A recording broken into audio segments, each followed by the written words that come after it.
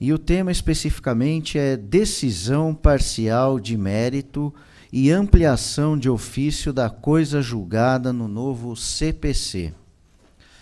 E já imediatamente passo a palavra para o Dr. Fabrício Mateucci Vicente. Vamos dar início então aos nossos trabalhos, desvendando, na verdade, estudando alguns dos temas relacionados ao Código vindouro aí, né? Ele já está publicado, tem a sua vigência por ser iniciada. É um tema já de bastante debate saber o dia exato de início da vigência do novo Código. Acreditem que já se debate se vai ser no dia 16, no dia 17 ou no dia 18, né? Até isso debatemos ultimamente. Mas, na minha opinião, tudo indica que a data correta é dia 18. Lá, em função da publicação acontecida no dia 17 de março de 2015. Mas, independente dessa questão do dia exato do início da vigência, que é importante em função do fato de que o Código contém regra expressa e, por ser também uma praxe das regras processuais, a sua imediata incidência sobre os processos pendentes, né? O Código traz uma novidade que pode gerar certa surpresa, que é o tratamento da chamada decisão parcial de mérito, regulada no novo Código no artigo 356. Né?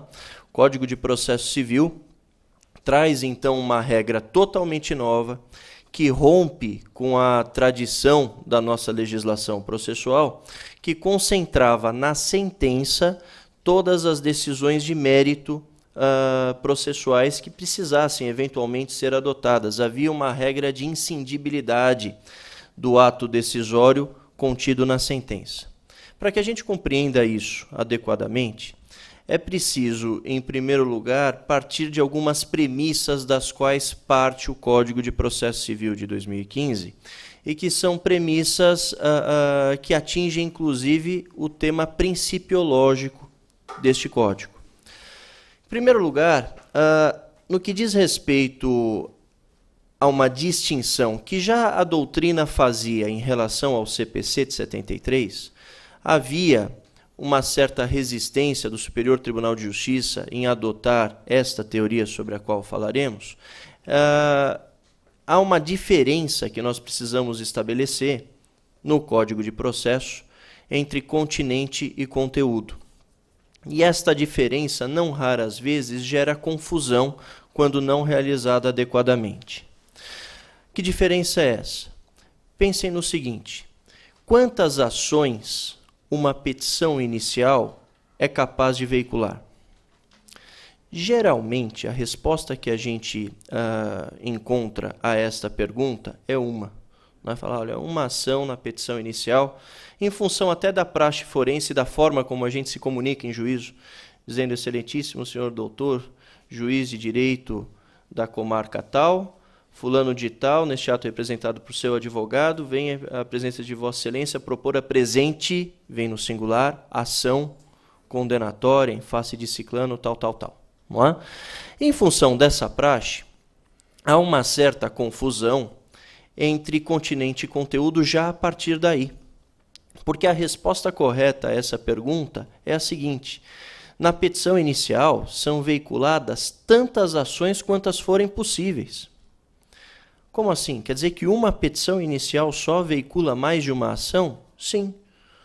Desde que as ações mantenham relação de compatibilidade entre elas, desde que o juízo seja competente para todas elas, desde que o procedimento seja possível para desenvolver todas elas em juízo. Então, o exercício do direito de ação não se confunde com o veículo do direito de ação em juízo, que é a petição inicial.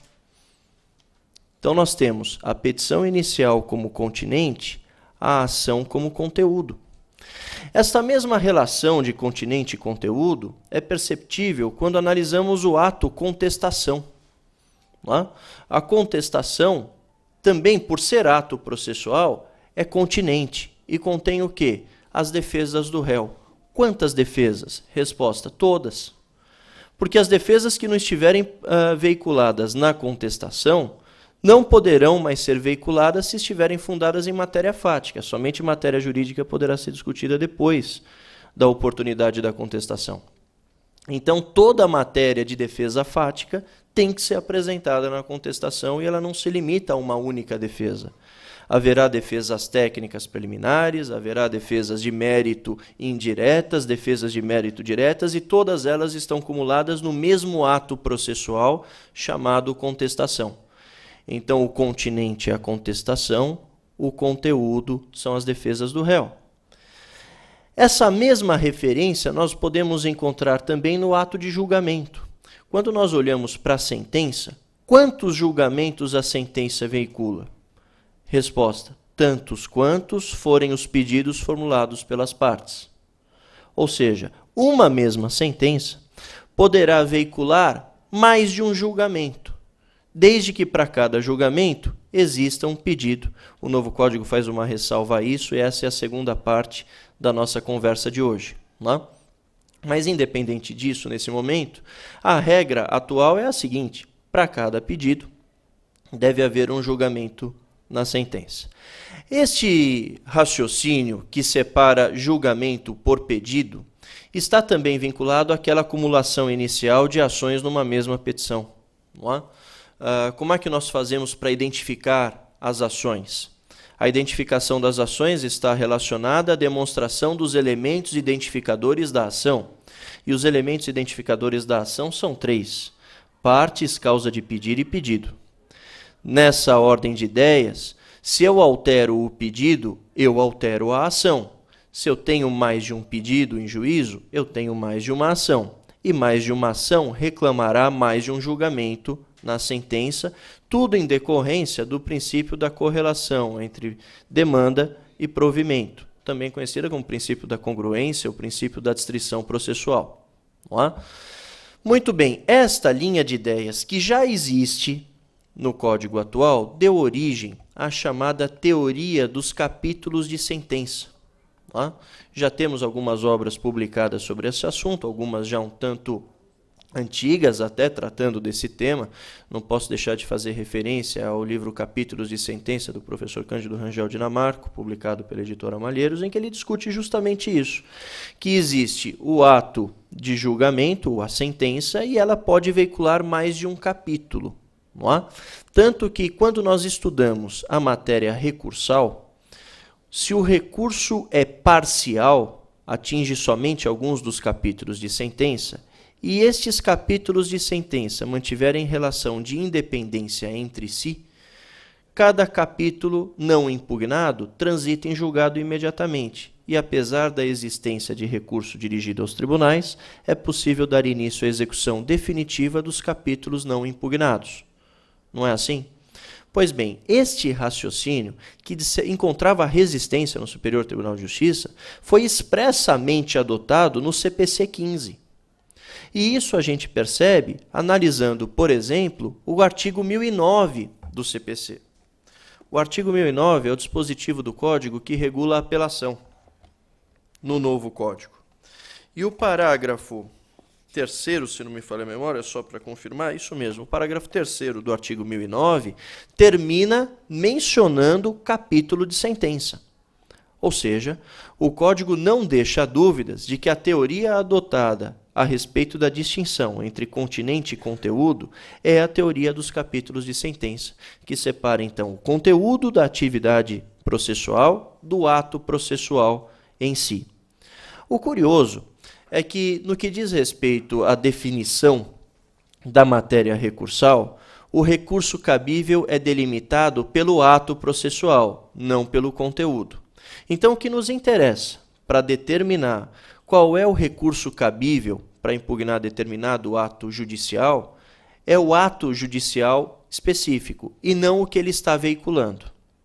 Isto faz com que surja na legislação processual a seguinte determinação, por exemplo, a do caput do artigo 1009, da sentença cabe apelação. Pouco importa se a sentença está trazendo todos os capítulos de julgamento reclamados na petição inicial pelo autor e, eventualmente, na reconvenção do réu, que vem embutida na contestação no novo Código. Não é? Então, independente do que se esteja efetivamente julgando na sentença, da sentença cabe apelação. Dessa perspectiva, surge a seguinte situação. Então eu preciso conhecer todos os atos judiciais para determinar todos os recursos cabíveis. É esta necessidade que justifica no Código de Processo Civil um dispositivo que regule quais são os atos judiciais. Esse dispositivo existe no Código de Processo de 73. O Código de Processo Civil de 73 regula isso no artigo 162. Lá, o artigo 162 trata do seguinte, são atos judiciais, aí vem parágrafo 1º sentença, parágrafo 2º decisão interlocutória, parágrafo 3º despacho. Lá. Regulando cada um deles, depois vem o artigo 163 e fala dos acórdãos. Acontece que já no CPC de 73, a relação de atos judiciais existentes no artigo 162 não é uma relação completa. Um exemplo claro e objetivo disso que eu estou dizendo a vocês é o artigo 557 do CPC de 73, que permite a existência de um ato monocrático nos tribunais, e este ato monocrático não é sentença, não é decisão interlocutória, porque se não for impugnado, transita em julgado, não é acórdão, porque não é decisão colegiada, não é sentença, porque não é do juiz de primeira instância e não admite apelação. Então, o que é isso? Se não é decisão, não é sentença, não é despacho, não é acórdão, o que é? O artigo 162 e o artigo 163 do CPC de 73 não regulam essa questão. Mas ela existe. E é tratada também no CPC 15. Continua existindo o ato monocrático de julgamento nos tribunais, de forma até mais organizada do que no CPC de 73. Houve melhora na regulação dessa matéria no CPC 15. O Código de Processo passa a determinar com mais clareza quais são os atos judiciais que podem ser, quais são as situações, melhor dizendo, que podem ser decididas monocraticamente pelo relator nos tribunais, dando inclusive mais força aos precedentes judiciais formados nos tribunais superiores. Bom, se existe essa continuação de previsão, então é de se imaginar que o CPC 15, ao tratar dos atos judiciais, tenha relacionado todos os atos judiciais, incluindo este. Como se diz por aí hoje em dia, numa expressão bem moderna e bem atual, hashtag SQN, né? Só que não. O Código de Processo de 2015 foi falho no artigo 203 ao regular quais são os pronunciamentos judiciais. Esqueceram de fazer expressa referência à decisão monocrática nos tribunais, proferidas pelo relator. Então, se vocês olharem no artigo 203 do CPC 15, vocês vão encontrar a relação de pronunciamentos judiciais. E é aí que me parece que, nas premissas que nós estamos estabelecendo para enxergar essas decisões parciais de mérito, o Código falhou em termos de premissa. Eu já demonstrei a vocês que existe um ato que não foi relacionado no artigo 203, a decisão monocrática nos tribunais. Acontece que, olhando para o artigo 203, são pronunciamentos judiciais a sentença, as decisões interlocutórias e os despachos. A referência ao acórdão ficou mesmo para o artigo 204, utilizando-se o legislador de 2015 da mesma técnica adotada no CPC de 73, o que também me parece desnecessário. O acórdão poderia ter sido relacionado no artigo 203 sem dificuldade, é pronunciamento judicial também. Então, o artigo 203 e o artigo 204 relacionam os mesmos atos judiciais do CPC 15. Só que esqueceram das decisões monocráticas proferidas nos tribunais e desta decisão do artigo 356. Aí vocês diriam, não, mas essa decisão é a decisão interlocutória. Não é. A decisão do artigo 356 representa, na verdade, uma nova categoria de decisão. Por quê? O CPC 15, na parte conceitual, manteve a incongruência que existe no CPC atual para determinar o que é sentença e ampliou o equívoco no que diz respeito ao conceito de decisão interlocutória. Eu diria a vocês que o conceito de decisão interlocutória atual é melhor que o conceito de decisão interlocutória do CPC 15. Tá? Por quê? Está dito lá no artigo 203 do CPC 15 o seguinte, olha, sentença, eu não sei bem o que é, vai lá no artigo 485 e no artigo 487, que você passa a ter uma noção desde que estas decisões encerrem a fase cognitiva ou fase executória do processo. Este é o conceito de sentença do artigo 203, inciso 1, do Código do CPC 15. Tá? Inciso ou parágrafo, eu sempre falho nesse aspecto, ainda não memorizei. Parágrafo 1º. Tá? Então, há expressa referência aos artigos 485, que tratam da sentença sem apreciação do mérito, e do 487, que trata das sentenças com apreciação do mérito, desde que este ato do juiz encerre a fase cognitiva ou fase executória.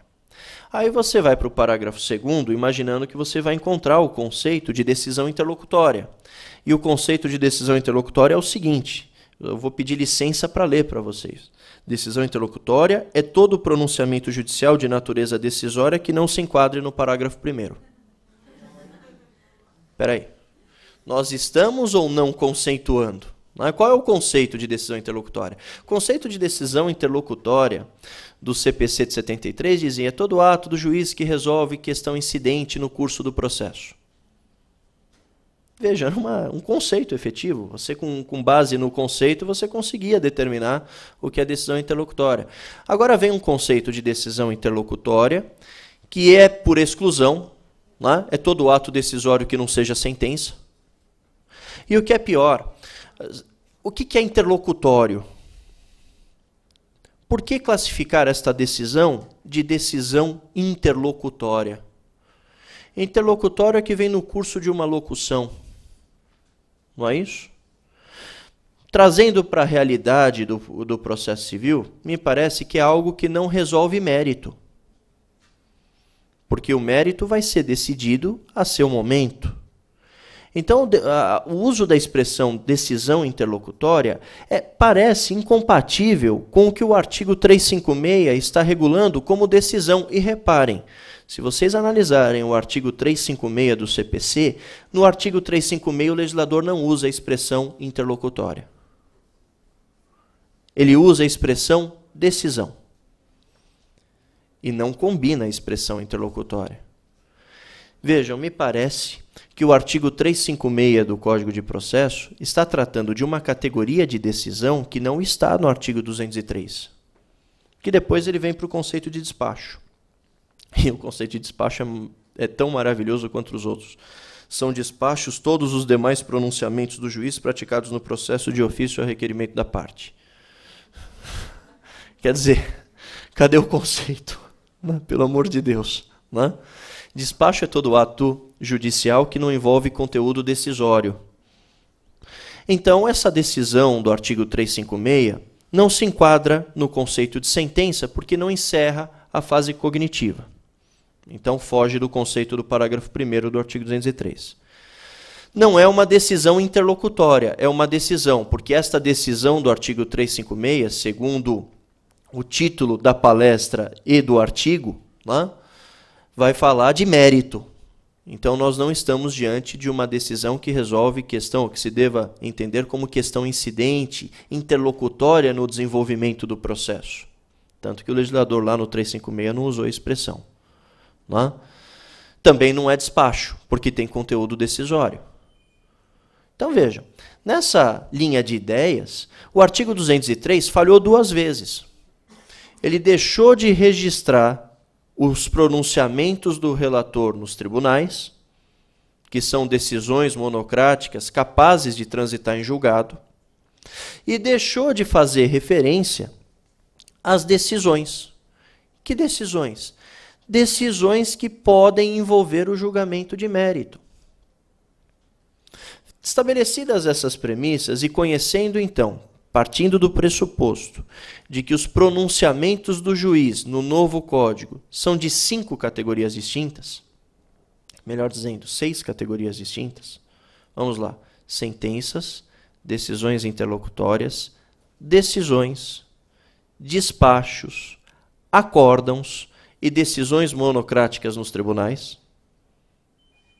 Não é isso? O artigo 203 mencionou 3, o 204 mencionou o acórdão, mencionou então 4 pronunciamentos judiciais. Nós encontramos mais 2, que o artigo 203 não menciona. Não? Partindo desse pressuposto, e sabendo então que existem decisões que podem julgar o mérito, vamos entender como isso é possível. Vamos todos entender como isso é possível. Tudo bem até aqui? Está claro para todos até aqui? Tá? Muito bem. No artigo 356 do Código de Processo, nós vamos encontrar a referência à seguinte situação. O juiz decidirá parcialmente o mérito quando um ou mais dos pedidos formulados ou parcela deles mostrar-se incontroverso ou estiver em condições de imediato julgamento nos termos do artigo 355. Bom, são duas as situações. Este dispositivo traz ou nos faz lembrar de um outro dispositivo que existe no CPC de 73. Que dispositivo é esse? É o artigo 273, parágrafo 6º.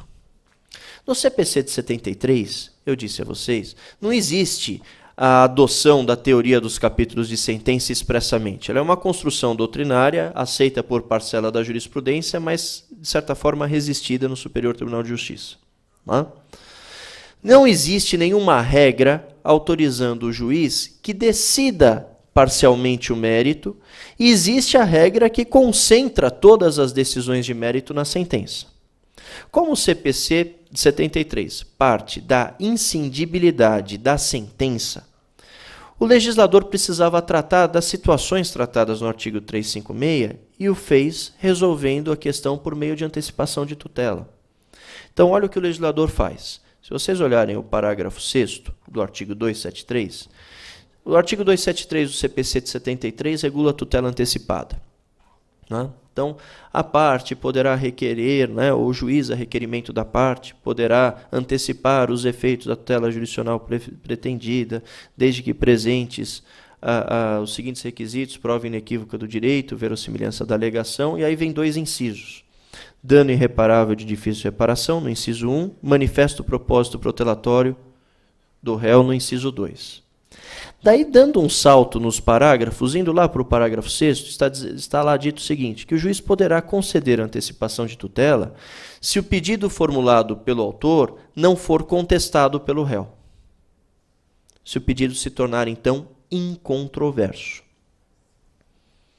Esta situação foi tratada pelo legislador de 73 como hipótese de antecipação de tutela. E antecipação de tutela no CPC de 73 é decisão interlocutória.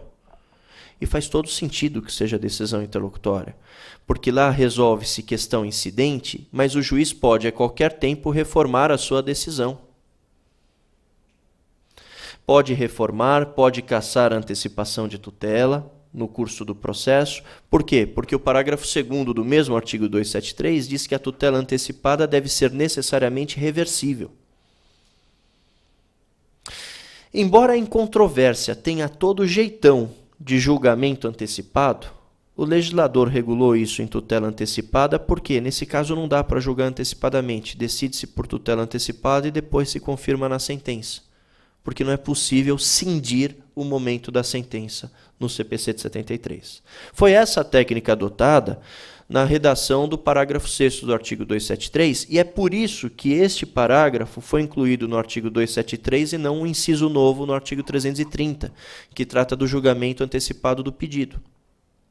Isso tudo no CPC de 73. Agora o CPC novo vem e permite o julgamento parcial de mérito, ou seja, ele quebra a premissa da inscindibilidade da sentença. Significa que é possível, então, ao juiz dar decisões de mérito antes da sentença. Fará isso por meio de uma decisão. E a primeira situação que o artigo 356 permite para que o juiz adote esta conduta é justamente a situação de incontrovérsia do pedido. Por quê? Porque aqui eu não preciso de uma tutela provisória. Aqui eu preciso de uma tutela definitiva. O pedido é incontroverso, meu Deus do céu. Se é incontroverso, não há dúvidas sobre a procedência dele. Está claro para todos? Então vejam, o novo código organizou melhor o tema do julgamento parcial de mérito, permitindo a cisão da sentença. A segunda situação que admite a aplicação do artigo 356, do inciso 2 do artigo 356, revolve a matéria tratada no artigo 355. E o artigo 355 trata das hipóteses de julgamento antecipado do pedido.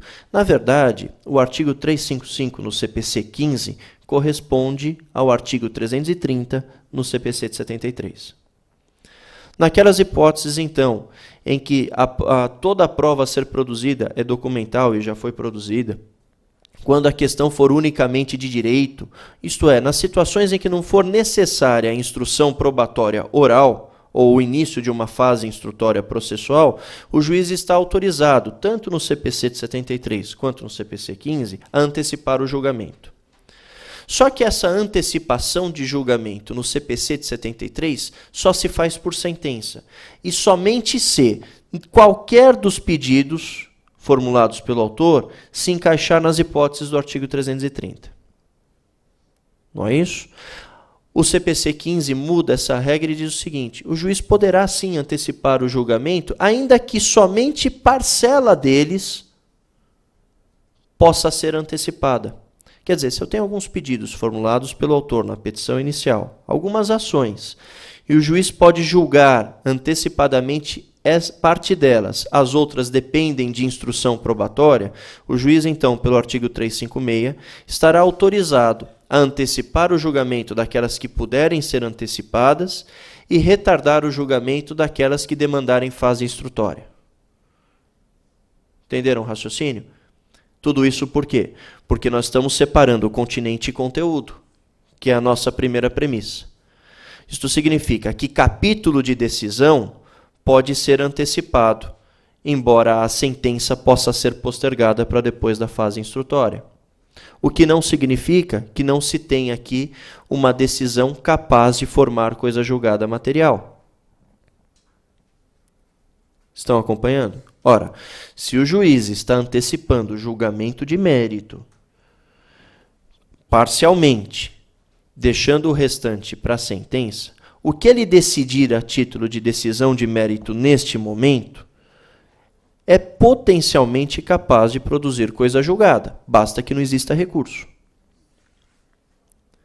Ele está antecipando o resultado de mérito, e isto não é provisório. Esta decisão que o juiz está entregando no artigo 356 é decisão definitiva. Só não chama sentença. Ou seja, só não vem abarcado no continente sentença. Vem num outro continente, um continente novo, chamado de decisão, que não é interlocutória. Estão acompanhando? Estão acompanhando? Então vejam, se nós temos 6 pronunciamentos judiciais, 2 deles não previstos no artigo 203. Mas nós temos a sentença, que veicula as atividades de julgamento. Mas existe uma decisão que pode veicular julgamento de mérito antes da sentença. Esta decisão recebe exatamente o mesmo tratamento que a sentença deve receber.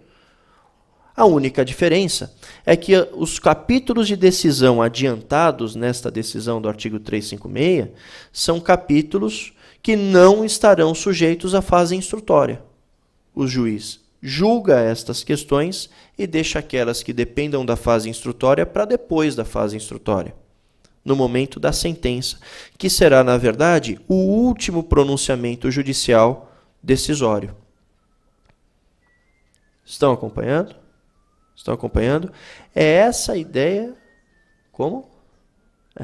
É esta a ideia, né, que norteou a criação do artigo 356. Nessa condição, pessoal, então, é perfeitamente possível dizer que no novo Código de Processo haverá situações de formação progressiva da coisa julgada. Você vai ter coisa julgada na decisão parcial de mérito, se não for recorrida, depois na sentença do restante, se não for objeto de recurso. Está claro para todos? Está claro?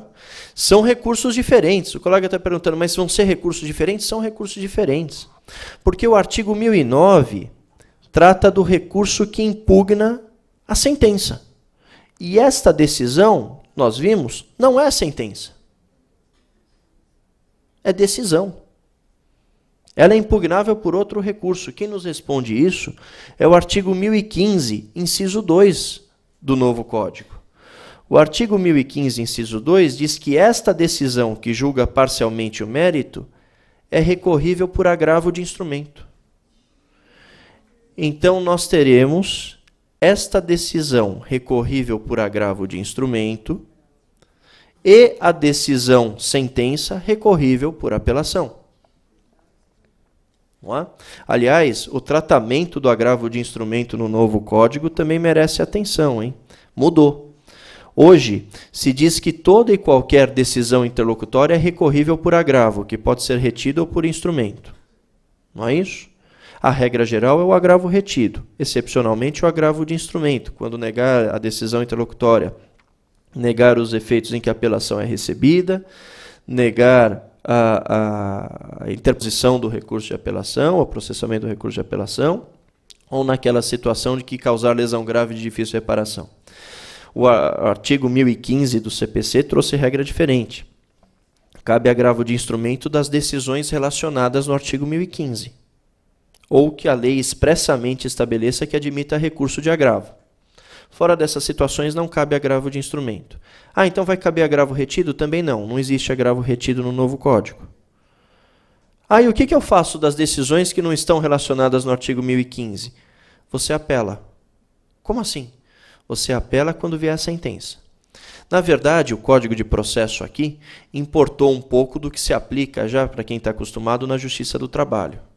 As decisões não relacionadas no artigo 1015 não são imediatamente recorríveis, mas poderão ser impugnadas quando da apelação. É o que diz o artigo 1009, parágrafo 1º. O que justifica o fim do agravo retido é a ausência de preclusão das decisões não relacionadas no artigo 1015. Elas não precluem e podem voltar a ser debatidas nas razões de apelação. Entenderam a sistemática? Mas como a decisão do artigo 356 trata de julgamento parcial de mérito, e o julgamento parcial de mérito é o inciso 2 do artigo 1015, se esta decisão proferida pelo juiz em sede de antecipação parcial de julgamento não for objeto de agravo de instrumento, ela transita em julgado. E o Código não deixa dúvidas a esse respeito. Se vocês olharem lá o artigo 356, está dito lá que esta decisão que julgar parcialmente o mérito poderá reconhecer a existência de obrigação líquida ou ilíquida e a parte poderá liquidar ou executar desde logo a obrigação reconhecida na decisão. Isso está no parágrafo 2º. Independentemente de caução, ainda que haja recurso contra essa decisão interposto. E aí vem o parágrafo 3º dizendo que se houver trânsito em julgado dessa decisão, a execução é definitiva. Ou seja, o artigo 356, parágrafo 3º, está deixando claro que como esta decisão antecipa parcialmente o resultado de mérito, a não impugnação faz coisa julgada material e deixa a possibilidade de execução definitiva. Isto é, não é execução provisória. Vai ser execução definitiva, ainda que pendente o julgamento de outras questões na sentença. Por isso que é perfeitamente possível dizer que o tratamento dado pelo Código de Processo à formação da coisa julgada admite uma espécie de coisa julgada que nós não conhecíamos no CPC de 73, que é a formação da coisa julgada paulatinamente, progressivamente. Eu tenho gostado mais da segunda expressão. A coisa julgada progressiva. Os pedidos que foram julgados nesta decisão, caso não impugnados, transitam em julgado, formam coisa julgada material. Mas ainda pode vir mais coisa julgada material neste processo. Virá a sentença depois da instrução e por aí vai. ou os acórdãos nos tribunais, etc. Tá claro? Então a coisa julgada não surge num único momento mais. Nós vamos ter uma situação curiosa. Em primeira instância, vem a decisão do juiz. Se não houver recurso, certidão de trânsito em julgado dessa decisão. Mas aquilo que não foi decidido continua dependente de instrução e de futura sentença. Está claro para todos? Ah, mas lá na apelação eu não posso voltar a discutir o que o juiz decidiu nesta decisão? Não, por quê? Porque esta decisão está no artigo 1015, admite agravo, e na ausência de agravo ela preclui. Ela está fora do âmbito do artigo 1009, parágrafo 1º do CPC. Está ficando claro para todos a ideia dessa formação progressiva de coisa julgada? Isso só é possível se a gente separa naquela premissa inicial o que é continente do que é conteúdo. Então eu tenho capítulos de sentença que serão decididos por esta decisão e capítulos de sentença que virão embutidos dentro da sentença. Estou usando o nome da teoria que já existe. Aliás, o nome, creio, vai precisar mudar, vai se chamar capítulos de decisão. Tá? E não sou eu que estou dizendo isso, hein? Se vocês derem uma olhada no artigo 966 do Código de Processo, tá? O artigo 966 regula a ação rescisória. E se vocês olharem o parágrafo 3º do artigo 966, vocês vão encontrar lá: a ação rescisória pode ter por objeto apenas um capítulo da decisão. O legislador não usou a expressão capítulo de sentença, usou outra expressão, capítulo de decisão. Por quê? Porque nós estamos fazendo essa distinção. Pessoal, já que estamos falando da ação rescisória, não custa olhar para o caput do artigo 966. O artigo 966 é o artigo que corresponde no CPC de 73 ao artigo 485. Quem tiver os dois, eu recomendo até que abra os dois. Quem não tiver, acompanhe a leitura. Tá? A leitura do 485 é a seguinte: a sentença de mérito é rescindível quando? Não é isso? Não é? Quem está com o CPC de 73, a sentença de mérito é rescindível quando? Aí vem o artigo 966 e diz o seguinte: a decisão de mérito é rescindível quando? Ué, por que é que o legislador, então, usou a expressão sentença no artigo 485 e decisão no artigo 966? Porque mudou, né? A ação rescisória no artigo 485 impugna a sentença ou o acórdão que a venha a substituir, por força do efeito substitutivo dos recursos. Tá claro? Mas no novo Código, como capítulos de decisão poderão vir embutidos nesta decisão parcial de mérito do artigo 356, ou poderão vir na sentença, ou poderão vir no acórdão, o artigo 966 usou uma expressão mais abrangente. A decisão de mérito é rescindível quando? Ou seja, dá para admitir a ação rescisória desta decisão do artigo 356? Sim. Se você conseguir enquadrar a decisão de mérito do artigo 356 numa das hipóteses dos incisos do artigo 966, a decisão de mérito é rescindível, pode ser objeto de ação rescisória. Vejam que o tratamento é rigorosamente o mesmo que se dá à sentença. Só que não vem no continente sentença, vem num continente diferente chamado decisão. Estão acompanhando? É só o que muda. Está claro até aqui? Está claro? Outra questão que pode surgir com relação a esta decisão. Ok, então eu tenho, de um lado, a possibilidade da rescisão, de outro lado, eu tenho a formação progressiva da coisa julgada. O juiz precisará retomar ou reafirmar na sentença o que ele antecipou? Resposta: não. O que ele antecipou no julgamento decisório do artigo 356, ele não menciona na sentença. E cabe embargos de declaração? Também não, porque ele decidiu.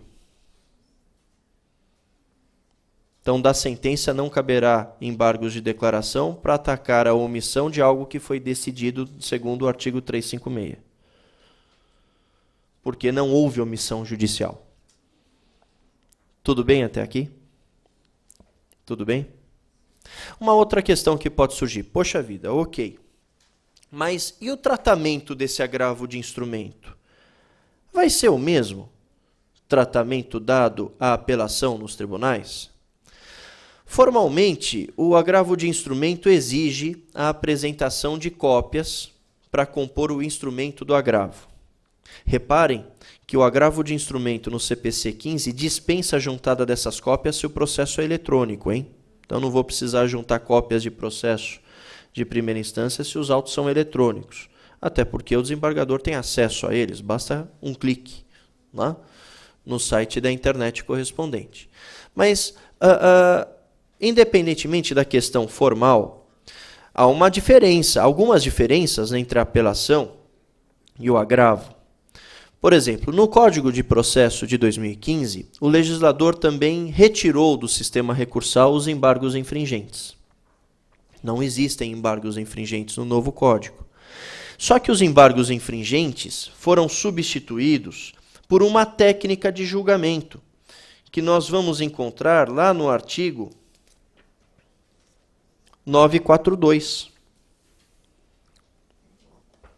Como assim? Vai ser automático. Né? Nas hipóteses em que caberiam os embargos infringentes, ao invés de esperar dar à parte a oportunidade de oferecer embargos infringentes, o artigo 942 exige uma conduta automática. Isto é, quando o resultado da apelação, está falando só de apelação, não de agravo, certo? For não unânime, o julgamento terá prosseguimento em sessão a ser designada com a presença de outros julgadores, que serão convocados nos termos previamente definidos no regimento interno em número suficiente para garantir a possibilidade de inversão do resultado, ou seja, mais 2. Lá? Assegurado às partes eventuais terceiros o direito de sustentar oralmente suas razões perante os novos julgadores. Então vai ser automático. Se o julgamento é não unânime, na mesma sessão ou em sessão seguinte, haverá continuidade do julgamento com a participação de mais 2. Por isso não tem mais embargos infringentes. Lá, em brincadeira à técnica, eu tenho chamado isso de embargos infringentes automáticos.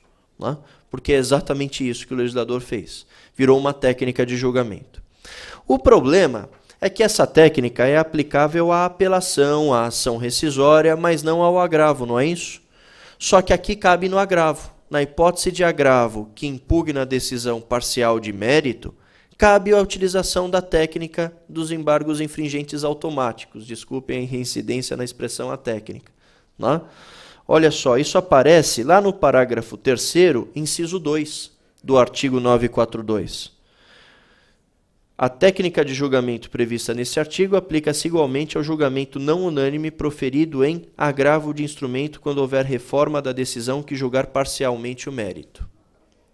Então, o tratamento destes embargos infringentes automáticos, estou usando a expressão só pela facilidade de compreensão do que a gente está falando, né, é dado tanto à apelação quanto ao agravo de instrumento se o agravo de instrumento estiver tratando da decisão parcial de mérito. Ou seja, procuraram equiparar o tratamento da apelação com o tratamento do agravo de instrumento. Está claro? Só que temos um problema aqui. Quando é que cabem os embargos infringentes atualmente no CPC de 73?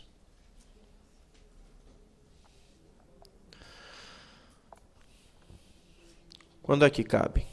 Isso nós vamos enxergar no artigo 530. Muito obrigado. Isso nós vamos enxergar no artigo 530 do CPC de 73. Os requisitos dos embargos infringentes hoje, legislação atual, não são 2, são 4. Não basta que exista apelação ou ação rescisória e que o acórdão seja não unânime. É preciso também que a decisão não unânime tenha reformado, ou seja, a apelação tem que ser provida ou a ação rescisória tem que ser procedente, sentença de mérito na primeira instância. Não é isso? A técnica de julgamento do artigo 942 não exige o preenchimento desses outros dois requisitos. Exige apenas a não unanimidade, em apelação ou em ação rescisória. Só que, quando pensaram em tratar do agravo de instrumento no artigo 942, reinstituíram os demais requisitos. Olha só que interessante. Cabe quando o agravo de instrumento reforma a decisão que julgar parcialmente o mérito. Então, o agravo de instrumento tem que reformar a decisão. Opa! Então, nós temos uma incongruência do parágrafo 3º, inciso 2, com os requisitos exigidos no caput do artigo 942 para apelação. Não sei se eu estou me fazendo claro. Eu vou pedir a vocês, quem está com o código, abra, por favor, no artigo 942.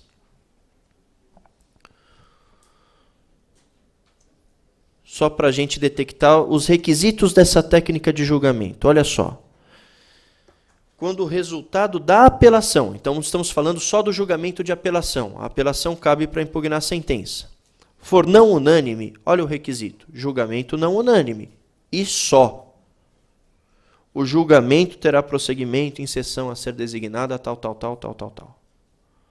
Não é isso? Qual é o requisito? Não unanimidade. Deu 2-1, pouco importa o resultado dessa apelação. Se ela foi provida, se ela não foi provida, se ela reformou sentença de mérito de primeira instância, se ela reformou sentença que extinguiu sem apreciação do mérito na primeira instância. Não é isso? Cabe bastando a não unanimidade.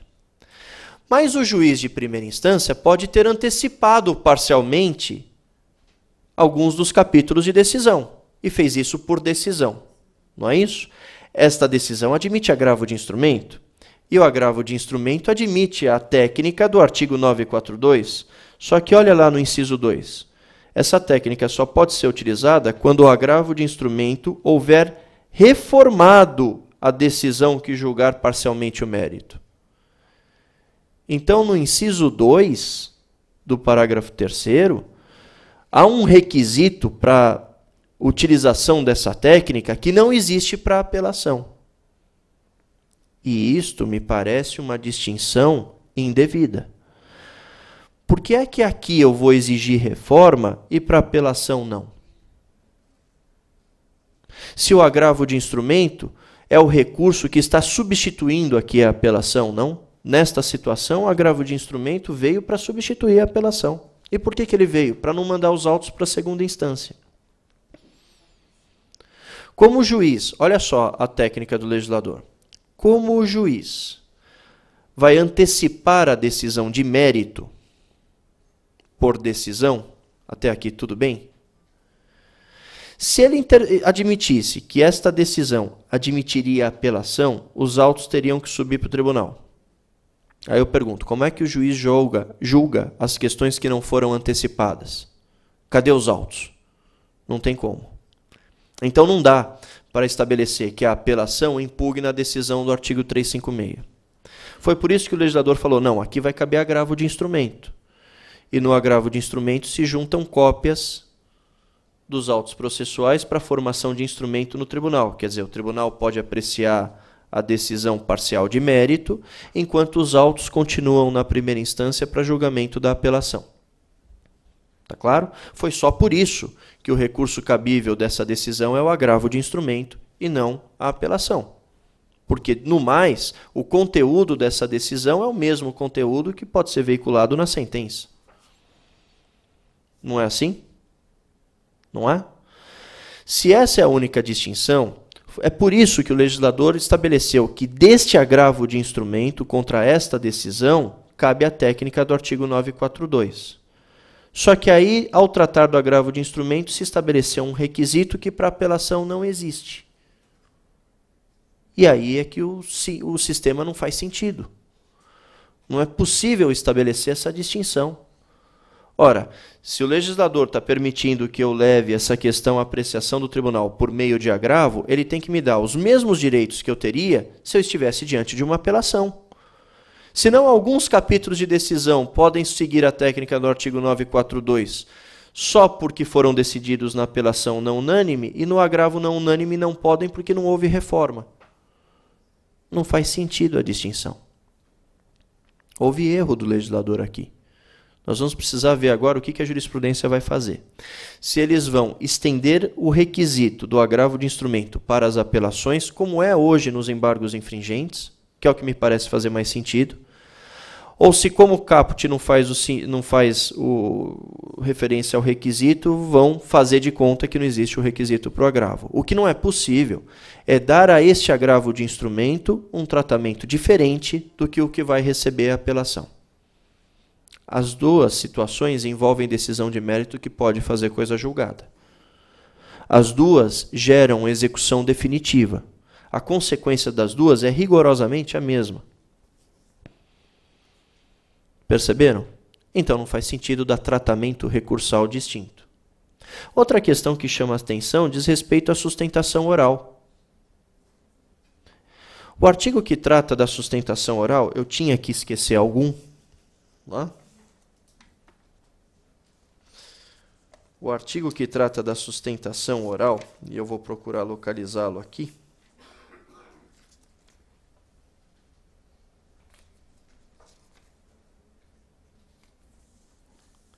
É o artigo 937.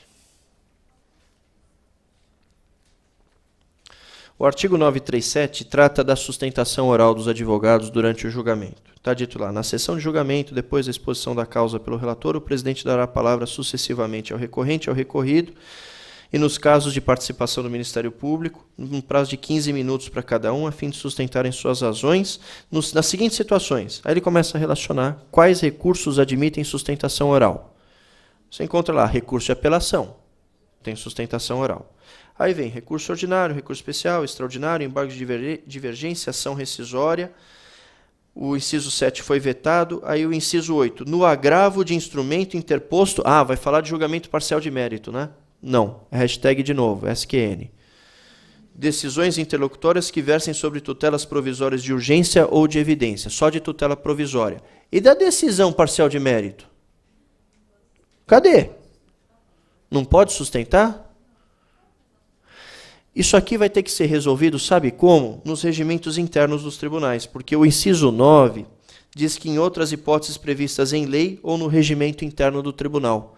O regimento interno do tribunal tem que admitir, sim, que no agravo de instrumento contra a decisão parcial de mérito exista o direito à sustentação oral, porque ele tem que receber no tribunal o mesmo tratamento que tem a apelação. Não pode haver distinção aqui, sob pena de se prejudicar o direito da parte de ter sustentação oral sobre o que o juiz antecipou em primeira instância. Entenderam? Então faltou aqui a previsão do agravo de instrumento que houver decidido parcialmente o mérito. Ora, essa decisão admite rescisória? Essa decisão admite a técnica do artigo 942, por que não sustentação oral como é na apelação? Tem que ser rigorosamente o mesmo tratamento. São pequenos detalhes, pequenas incongruências do Código que eu acredito fielmente que a jurisprudência vai resolver de maneira a dar equilíbrio às duas decisões. A ideia é, de fato, permitir que os atos judiciais que possam ser imediatamente resolvidos sejam imediatamente resolvidos com a potencial capacidade de produzir coisa julgada material, sem a necessidade de confirmação posterior e permitindo execução definitiva e imediata. É isso que se quer com maior celeridade do procedimento. Até porque essas decisões que podem ser imediatamente julgadas vão admitir um recurso que também tem seu processamento acelerado nos tribunais, que é o agravo de instrumento. O agravo de instrumento sabemos que se resolve em alguns meses nos tribunais. Já a apelação leva alguns anos em média. Tá claro? Essa é a ideia desse dispositivo. Mas o nosso encontro de hoje não trata só desse tema. Eu prometi outra coisa para vocês no título. Tratar também da formação da coisa julgada de ofício. que pode, inclusive, vir a título de hipótese do artigo 356, pode vir embutida no artigo 356. Isso, confesso a vocês, embora a parte da decisão parcial de mérito tenha sido agradável, né? Vem, na verdade, corrigir aquilo que o artigo 273, parágrafo 6º, não corrigiu no CPC de 73, vem viabilizar o acesso à tutela jurisdicional de forma mais célere, quando eu não preciso de fase instrutória. Isso realmente me agradou, apesar dessas incoerências do código que nós vimos. O artigo 503, parágrafo 1º, me assustou. O artigo 503, parágrafo 1º, é uma consequência do ativismo judicial que vem sendo alardeado sobre o novo Código de Processo. Em algumas situações, esse ativismo é bastante saudável, mas aqui no artigo 503, parágrafo 1º, me pareceu preocupante. Por quê? O artigo 503 trata da coisa julgada. A decisão que julgar total ou parcialmente o mérito tem força de lei nos limites da questão principal expressamente decidida. Bom, coisa julgada com força de lei já não me parece que tenha sido uma linguagem muito técnica, né? Coisa julgada é uma coisa, lei é outra. Portanto, coisa julgada com força de lei é um tanto esquisito, para dizer o mínimo, né? É estranho, né? É um pouco atécnico para um Código de Processo Civil. Mas, independente dessa questão, a gente entendeu o que eles quiseram dizer com isso, né? Quer dizer, a coisa julgada é imutável, indiscutível, não é isso?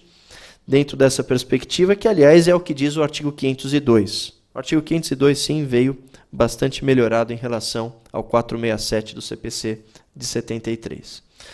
Mas o parágrafo 1º é totalmente novo e vem justificando por que é que o Código não fala da ação declaratória incidental.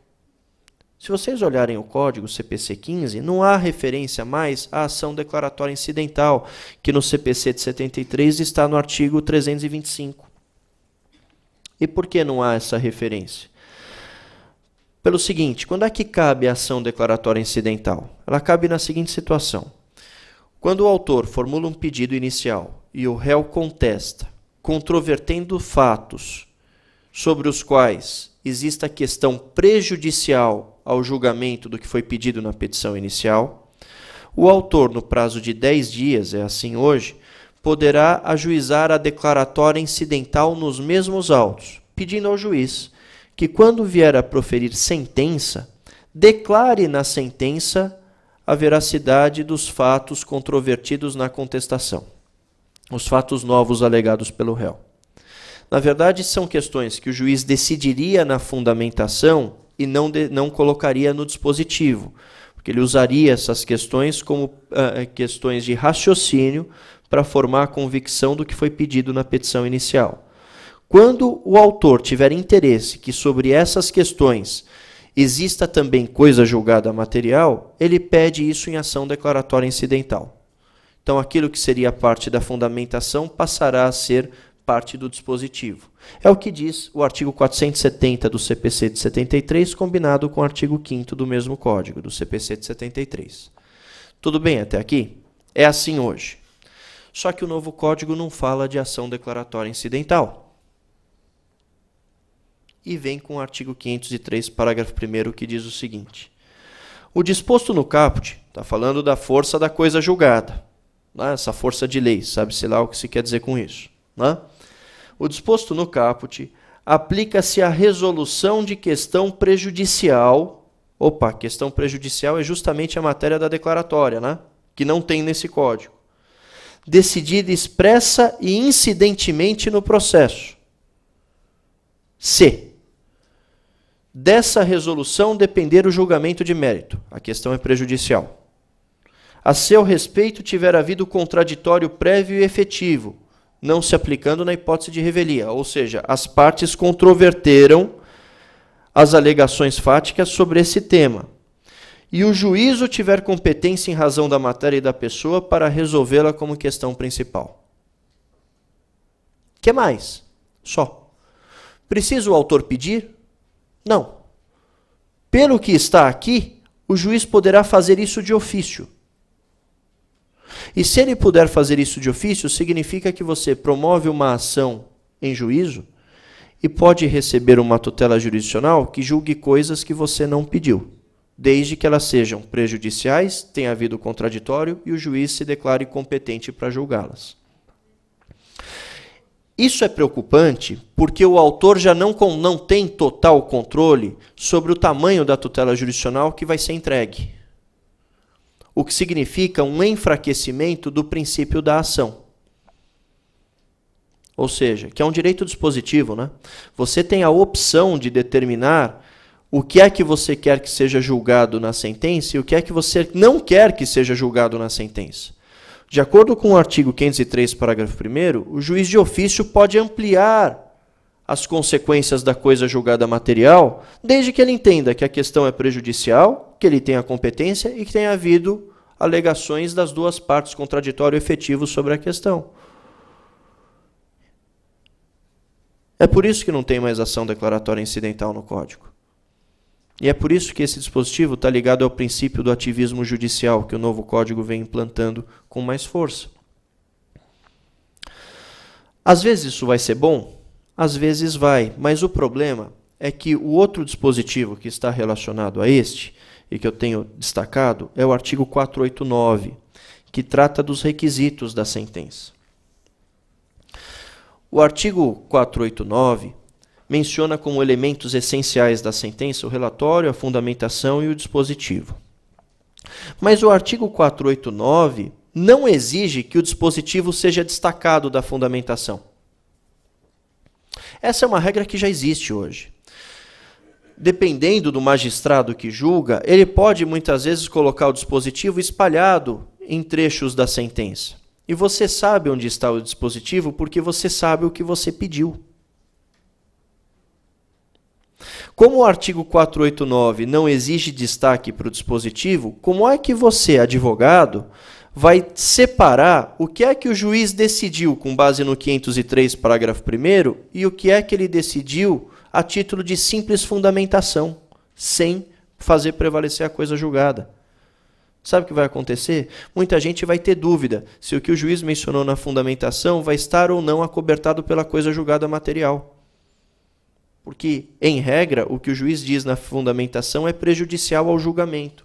E não há nenhuma regra que exija que o dispositivo esteja separado. Então, há aqui uma preocupação grande em determinar o que é que estará acobertado nessa sentença e o que é que não estará, já que o juiz não está vinculado ao que foi especificamente pedido em relação a questões prejudiciais. É extremamente preocupante isso. De outro lado, nós temos um outro problema. Eu tive pensando no seguinte. Imaginem uma situação prática, para a gente ver o alcance disso que a gente está dizendo. Vamos imaginar uma situação prática. Ações possessórias. Situação de debate possessório. Existe uma súmula do Supremo Tribunal Federal, súmula 487, que autoriza as partes litigantes a discutirem a propriedade em ação possessória com o objetivo específico de fundamentar a posse legítima. Não é assim? Essa súmula 487 virou lei no novo Código. O artigo 557 do novo Código de Processo. Desculpem o excesso de referências ao Código, mas a gente tenta o tempo todo cruzar os dispositivos para extrair o sentido dessas normas, né? O artigo 557, parágrafo único, estabelece esse direito de alegação da propriedade. Está dito lá que não obsta a manutenção ou a reintegração de posse, a alegação de propriedade ou de outro direito sobre a coisa. Obviamente que esse dispositivo está vinculado à ideia de que a alegação de propriedade está fundamentando a posse legítima. Tudo bem até aqui? Agora pensem comigo. O autor propõe a ação possessória, ajuiza a ação possessória, pedindo a reintegração de posse, porque ele é o verdadeiro dono e apresenta cópia do registro na matrícula, em seu nome. Daí vem o réu, em contestação, e pede a manutenção na posse, porque o pedido é dúplice, dizendo que ele usucapiou o bem e que, portanto, a sua posse é legítima. Ora, neste caso, a questão da propriedade é prejudicial a determinar a legitimação da posse, ou não. E as partes vão debater essa questão em contraditório, ou não. E o juiz é competente para julgar a propriedade, ou não. Ou seja, quer dizer que você pode promover uma ação possessória e sair com uma declaração de propriedade? Pelo artigo 503, parágrafo 1º, é este o absurdo do ativismo judicial levado às últimas consequências. Mas o parágrafo dá a solução, não dá? Não. Qual o dispositivo? Qual a solução do 503? Quando a questão não for debatida, ou o juiz não tiver competência, não faz coisa julgada a fundamentação. É verdade. Mas e se houve contra... Porque nesse caso que eu estou dando, houve contraditório. E o juiz é competente. Quem disse que não? Mas o artigo 503, parágrafo 1º está dizendo isso, e se você olhar no artigo 115, vamos lá, no artigo 115, que trata justamente desta situação de litisconsórcio necessário simples. Neste caso, o artigo 115 admite que a sentença de mérito proferida em litisconsórcio necessário, sem a formação do litisconsórcio necessário, será ineficaz somente para os que não foram citados. É a hipótese do inciso 2. Então é possível que o juiz faça isso sim em relação às partes que participaram da ação possessória. O litisconsórcio não seria um problema isso.